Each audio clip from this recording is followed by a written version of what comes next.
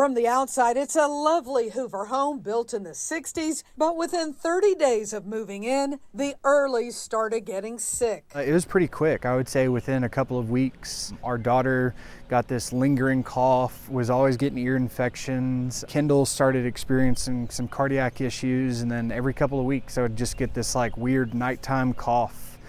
Where I'd have to use an inhaler. What could it be? A social media post got them thinking. Came across a girl with identical symptoms, and she was very frank about saying, if you have these symptoms, you need to check your house for toxic mold.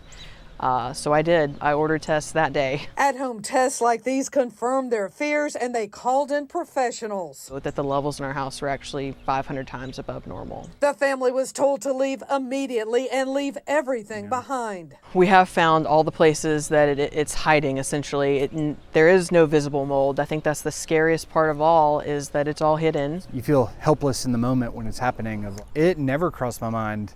In fact, when Kendall first mentioned it, like my thought was like, I don't see it and I don't smell it, so there's no way it could be mold. Now they're looking at 6 figures to fix it all, ripping out the walls to the studs, a new roof, and more. Instead of moving water away from the house, was putting water behind these walls. Insurance won't cover the cost since this is not from a flood or natural disaster. Beautiful home, you would never think twice. I walked in, everything looks normal, very clean. The family hired Jose Valencia's restoration company. His trained eye quickly found the problems. The drains out front not working to push the water away. This is not circulating out.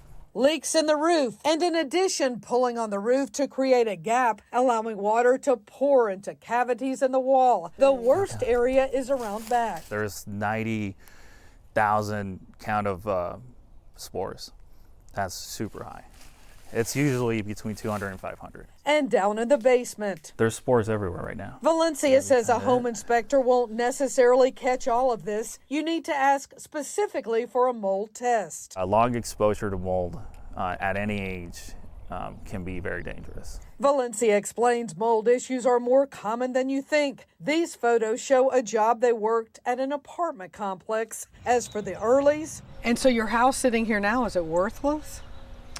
Well, we can't live in it, and nobody really can. They've set up a GoFundMe and have already raised $20,000 for renovations. They remain optimistic. I feel confident that one day we'll be able to get back in and, be back in a livable house.